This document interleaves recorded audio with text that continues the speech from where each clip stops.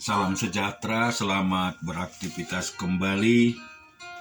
Biarlah hari ini jauh lebih baik dari hari kemarin.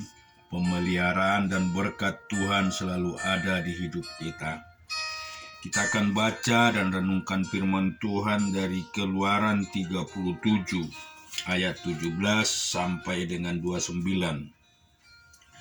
Dibuatnyalah kandil itu dari emas murni, dari emas tempaan dibuatnya kandil itu, baik kakinya, baik batangnya, kelopaknya, dengan tombolnya dan kembangnya dibuat seiras dengan kandil itu. Ada 6 cabang timbul dari sisinya, 3 cabang kandil itu dari sisi yang satu, dan 3 cabang dari sisi yang lain. 3 kelompok yang berupa bunga badam pada cabang yang satu dengan tombol dan kembangnya, dan 3 kelompok yang serupa pada cabangnya yang lain dengan tombol dan kembangnya. Demikian juga dibuat ke-6 cabang yang timbul dari kandil itu. Pada kandil itu sendiri ada 4 kelopak berupa bunga badam dengan tombolnya dan kembangnya. Juga ada 1 tombol di bawah sepasang cabang yang pertama yang timbul dari kandil itu, dan 1 tombol di bawah yang kedua, dan 1 tombol di bawah yang ketiga. Demikianlah juga dibuat ke-6 cabang yang timbul dari situ.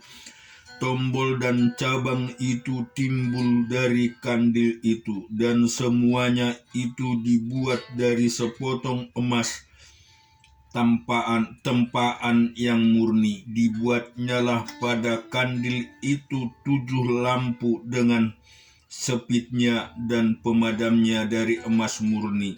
Dari 1 talenta emas murni dibuatnyalah kandil itu dengan sengaja segala perkakasnya. Dibuatnyalah mezbah pembakaran ukupan itu dari kayu penanga, sehasta panjangnya dan sehasta lebarnya, 4 persegi tetapi 2 hasta tingginya.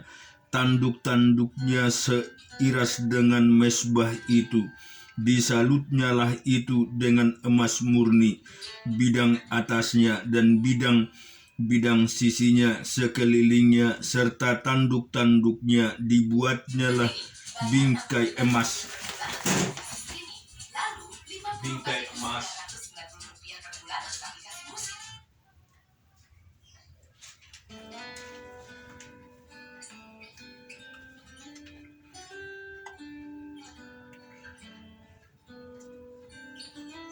Dibuatnya mezbah pembakaran ukupan itu dari kayu penanga, sehasta panjangnya dan sehasta lebarnya, 4 persegi tetapi 2 hasta tingginya. Tanduk-tanduknya seiras dengan mezbah itu.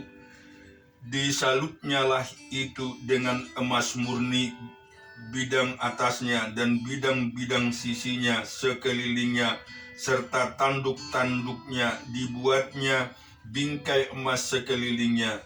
Dibuatnyalah 2 gelang emas untuk mezbah itu di bawah bingkainya, pada kedua rusuknya, pada kedua bidang sisinya, sebagai tempat memasukkan kayu pengusung, supaya dengan itu mezbah dapat diangkut. Dan dibuatnya kayu pengusung itu dari kayu penanga dan disalutnya dengan emas. Dan dibuatnya minyak urapan yang kudus itu, dan ukupan murni seorang tukang campur rempah-rempah. Kita juga akan baca di Hakim-Hakim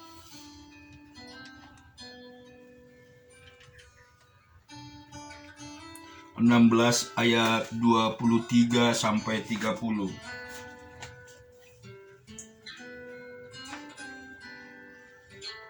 Sesudah itu berkumpullah raja-raja kota orang Palestina untuk mengadakan perayaan korban sembelian yang besar kepada Dagon Allah mereka, dan untuk bersukaria kata mereka, telah diserahkan oleh Allah kita, dan di dalam tangan itu Simson musuh kita.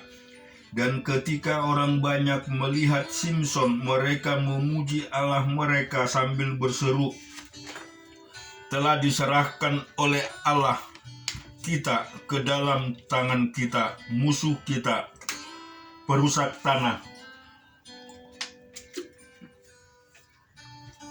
kita dan yang membunuh banyak teman kita. Ketika hati mereka riang gembira, berkatalah mereka, panggillah Simson untuk melawak bagi kita. Simson dipanggil dan dari penjara, lalu dia melawak di depan mereka. Kemudian mereka menyuruh dia berdiri di antara tiang-tiang. Berkatalah Simson anak yang menintin dia, lepaskanlah aku dan biarkanlah aku meraba-raba tiang-tiang menyangga rumah ini, supaya aku dapat bersandar padanya. Adapun gedung itu penuh dengan laki-laki dan perempuan. Segala raja kota orang Palestina ada di sana, dan di atas soto ada kira-kira 3.000 orang laki-laki dan perempuan yang menonton lawak Simson itu.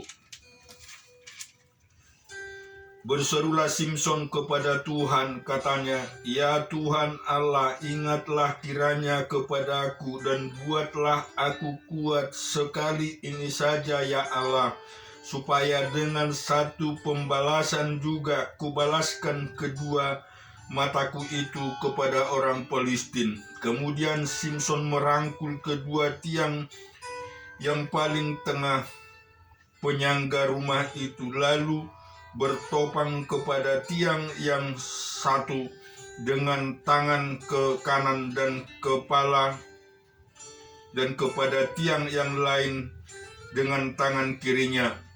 Berkatalah Simson, biarlah kiranya aku mati bersama-sama orang Palestina ini.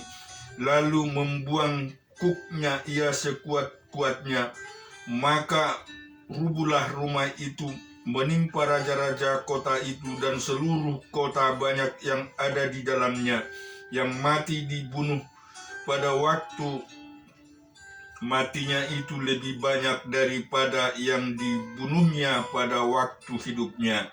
Sesudah itu datanglah ke sana saudara-saudaranya dan seluruh keluarganya. Mereka mengangkat dia dan membawanya dari sana, lalu menguburkannya di antara Zora dan Estaol di dalam kubur Manaho ayahnya. Dia memerintah sebagai hakim atas orang Israel 20 tahun lamanya. Kemudian kita akan baca di dalam Ayub 23 ayat 1 sampai 17. Tetapi Ayub menjawab, sekarang ini keluh kesahku menjadi pemberontakan. Tangannya menegakkan aku sehingga aku mengadu. Semoga aku tahu mendapatkan dia dan boleh datang ke tempat ia bersemayam, maka akan ku paparkan perkaraku di hadapannya dan ku penuhi mulutku dengan kata-kata pembelaan.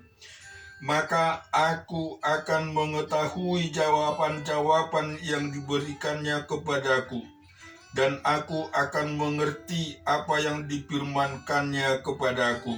Sudahkah ia mengadakan perkara dengan aku dalam kemahakuasaannya? Tidak, ia akan menaruh perkataan kepadaku. Orang jujurlah yang akan membela diri di hadapannya, dan aku akan bebas dari hakimku untuk selama-lamanya. Sesungguhnya kalau aku berjalan ke timur, ia tidak di sana. Satu ke barat, tidak kudapati dia. Di utara ku cari, dia tidak tampak. Aku berpaling ke selatan, aku tidak melihat dia, karena ia tahu jalan hidupku. Seandainya ia menguji aku, aku akan timbul seperti emas. Kakiku tetap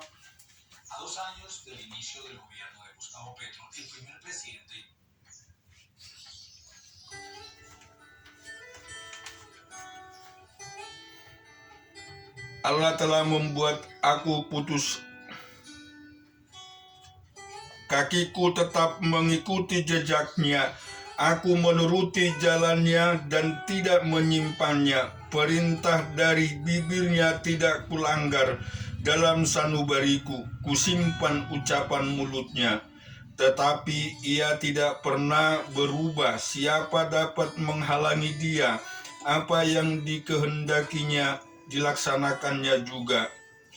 Karena ia akan menyelesaikan apa yang ditetapkan atasku, dan banyak lagi hal yang serupa itu dimasukkannya. Itulah sebabnya hatiku gemetar menghadapi dia. Kalau semuanya itu kubayangkan, maka aku ketakutan terhadap dia. Allah telah membuat aku putus asa. Yang Maha Kuasa telah membuat hatiku gemetar, sebab bukan karena kegelapan aku binasa, dan bukan juga karena mukaku ditutupi gelap gulita. Kita akan membaca di dalam Perjanjian Baru, Matius 15 ayat 1 sampai 20. Kemudian datanglah beberapa orang Farisi dan ahli Taurat dari Yerusalem kepada Yesus dan berkata, "Mengapa murid-muridmu melanggar adat istiadat nenek moyang kita? Mereka tidak membasuh tangan sebelum makan." Tetapi jawab Yesus kepada mereka, "Mengapa kamu pun melanggar perintah Allah demi adat istiadat nenek moyangmu? Sebab Allah berfirman, hormatilah ayahmu dan ibumu, dan lagi siapa yang mengutuki ayahnya atau ibunya, pasti dihukum mati. Tetapi kamu berkata, barang siapa berkata kepadanya atau kepada ibunya, apa yang ada padaku yang dapat digunakan untuk memeliharamu, sudah digunakan untuk mempersembahkan kepada Allah. Orang itu tidak wajib lagi menghormati bapaknya atau ibunya. Dengan demikian firman Allah, kamu nyatakan tidak berlaku demi adat istiadat sendiri.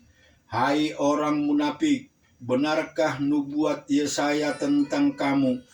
Bangsa ini memuliakan aku dengan bibirnya, padahal hatinya jauh daripadaku. Percuma mereka beribadah kepadaku, sedang ajaran yang mereka ajarkan ialah perintah manusia. Lalu Yesus memanggil orang banyak dan berkata kepada mereka, dengar dan camkanlah. Bukan yang masuk ke dalam mulut yang menajiskan orang, melainkan yang keluar dari mulut, itulah yang menajiskan orang. Maka datanglah murid-muridnya dan bertanya kepadanya, engkau tahu bahwa perkataanmu itu telah menjadi batu sandungan bagi orang-orang Farisi. Jawab Yesus, setiap tanaman yang tidak ditanam oleh Bapakku yang di surga akan dicabut dengan akar-akarnya. Biarkanlah mereka itu, mereka orang buta yang menuntun orang buta. Jika orang buta menuntun orang buta, pasti keduanya jatuh ke dalam lubang. Lalu Petrus berkata kepadanya, jelaskanlah perumpamaan itu kepada kami. Jawab Yesus, kamu pun masih belum dapat memahaminya. Tidak tahukah kamu bahwa segala sesuatu yang masuk ke dalam mulut turun ke dalam perut lalu dibuang di jamban. Tetapi apa yang keluar dari mulut berasal dari hati, dan itulah yang menajiskan orang. Karena dari hati timbul segala pikiran jahat, pembunuhan, perzinahan, percabulan, pencurian, sumpah palsu, dan hujat. Itulah yang menajiskan orang. Tetapi makan dengan tangan yang tidak dibasuh tidak menajiskan orang.